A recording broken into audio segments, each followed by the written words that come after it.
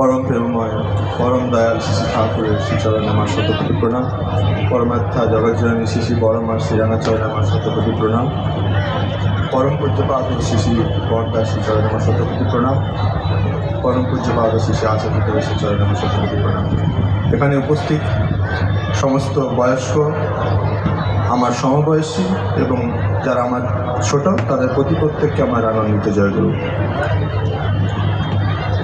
আমাকে যে টপিকটা দেওয়া হয়েছে সেখানে অ্যাকচুয়ালি পিনিয়াল গ্ল্যান্ডের আমাদের মানব জীবনের ভূমিকা আর কার্যকারিতা সম্বন্ধে বলতে বলা হয়েছে।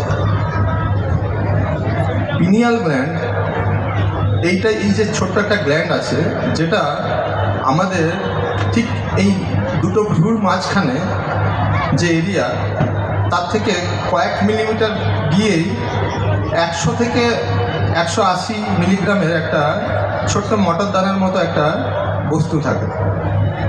এবং এটা নিয়ে আদিকাল থেকে, মিশর বা তার আগের থেকে হচ্ছে এটা নিয়ে মানুষের প্রচুর উৎসাহ। কিছু কিছু জায়গায়, কিছু কিছু সভ্যতায়, যেমন মিশরের একটা সভ্যতায় বলা হয়েছে যে এটা হচ্ছে সিট ফর দ্য সোল, মানে যেখানে আত্মা বাস করে, আত্মার স্থল। এটা তো গেল হচ্ছে একটা আধ্যাত্মিক পার্ট। আমাদের সায়েন্স কি বলছে?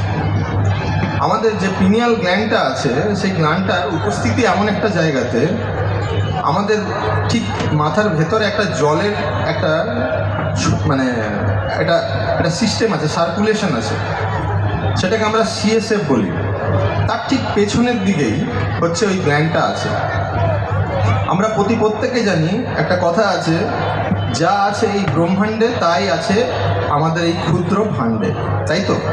তো আমরা 3টে নদীর নাম জানি আমাদের হিন্দু সভ্যতায়, যে একটা আছে হচ্ছে গঙ্গা, একটা যমুনা আর একটা সরস্বতী। গঙ্গা আর যমুনাকে দেখা যায়, সরস্বতীকে দেখা যায় না। সেই সরস্বতী, গঙ্গা আর যমুনা, ইড়া এবং পিঙ্গলা, এটা হচ্ছে আমাদের কর্ম নার্ভ, মানে মোটর নার্ভ, আর পিঙ্গলা হচ্ছে আপনার হচ্ছে সেন্সরি নার্ভ, যেটা দিয়ে আমরা অনুভব করি। এই দুটোর মাঝখানে একটা ছোট্ট ক্ষুদ্র স্পাইনাল কর্ডের ভেতরে একটা সেন্ট্রাল ক্যানাল থাকে, যেখান দিয়ে ওই নালীটা থাকে, সেখানে ওই জলটা থাকে, যেটা বাইরের থেকে দেখা যায় না। যদি আমরা স্পাইনাল কর্ডটা কাটি তাহলে ওই ক্যানালটা দেখা যাবে, সেটা হচ্ছে সরস্বতী। এবং এই সিস্টেমটার সঙ্গে খুব কাছেই থাকে হচ্ছে পিনিয়াল গ্ল্যান্ডটা। পিনিয়াল গ্ল্যান্ড সম্বন্ধে যেটা ম্যাক্সিমাম, যেটা একদম ওয়েল এস্টাবলিশড যে সেটা হচ্ছে পিনিয়াল গ্ল্যান্ড হচ্ছে মেলাটোনিন বলে একটা হরমোন নিঃসৃত করে। আর এই মেলাটোনিন হরমোনটা কি করে? আমাদের ডে আর নাইটে যে আমাদের পার্সোনালিটি চেঞ্জেসগুলো হয় সেটাকে রেগুলেট করে। কিভাবে করে? হাইপোথ্যালামাসের মধ্যে দিয়ে। আবার এই হাইপোথ্যালামাসের সঙ্গে আবার কানেকশন হচ্ছে আপনার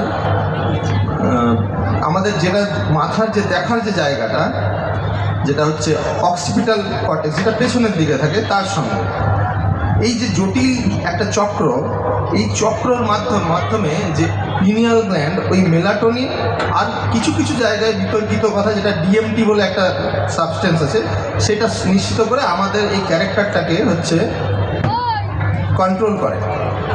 তাহলে অ্যাকচুয়ালি এই পিনিয়াল গ্ল্যান্ডটা কীভাবে অ্যাক্টিভ হয়?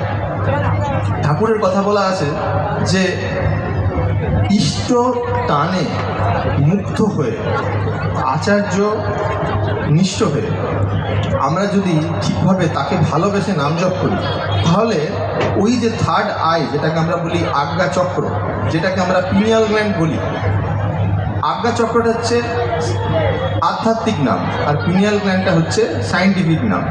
সেই চক্রটা তখন হচ্ছে সেটা আপনার ভাইব্রেট করতে থাকে, সেখান থেকে বিভিন্ন ধরনের ম্যাক্সিমাম হচ্ছে ডিএমটি বেরোয়। এবং সেটা যখন বেরোয় তখন তার ওই যখন সিএসএফে সেটা গিয়ে মেশে, মানে সরস্বতী নদীর জলে মেশে, তখন তার একটা পাইজো ইলেকট্রিক একটা পোটেন্সি আছে, যেটা আমাদের চোখের সামনে বিভিন্ন রকম লাইটস এগুলো বেরোয়।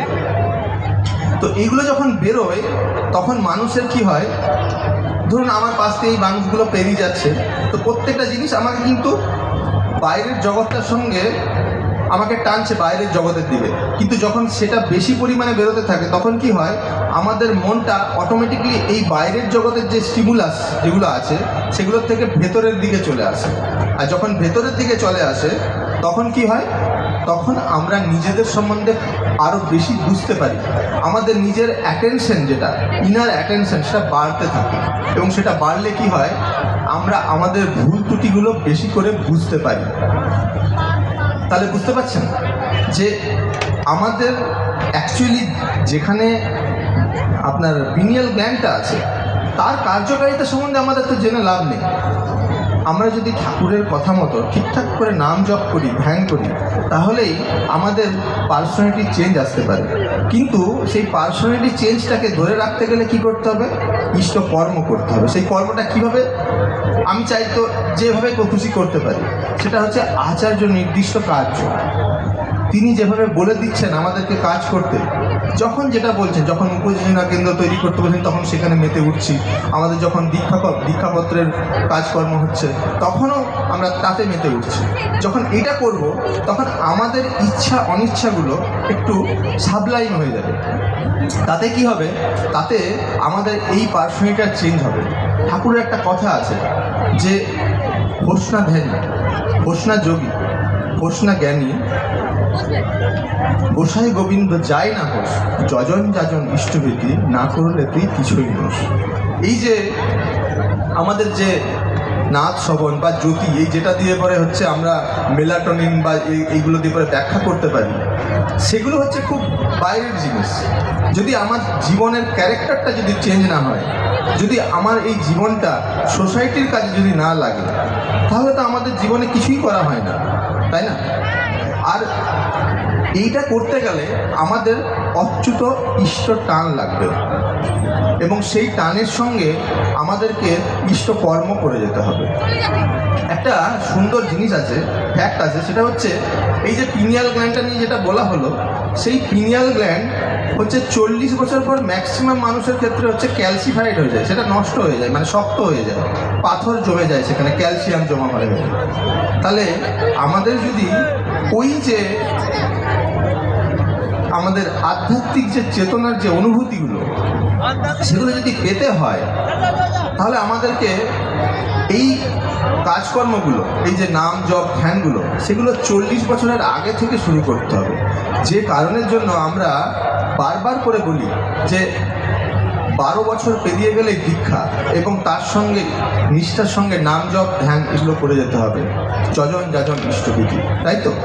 এইগুলো করলে অটোমেটিকলি সেটা অ্যাক্টিভেট হয়ে যাবে, এবং সেটা অ্যাক্টিভেট হয়ে গেলেই আমাদের তার কাজকর্ম সেইভাবে আমরা ফল পাবো, এবং আমাদের এই জীবনের যে ব্যক্তিত্বটা আমাদের নারায়ণী ব্যক্তিত্ব হয়ে, এবং সমাজের পালন পরিপোষণ পূরক যে তিনি যেরকম ব্যক্তিত্ব হতে বলেছেন, সেই রকম ব্যক্তিত্ব হয়ে উঠতে পারবো, এবং সেই রকম ব্যক্তিত্ব হয়ে উঠে আমরা সেই মশালটা দিয়ে পরে গোটা সমাজটাকে চেঞ্জ করে নিতে পারবো।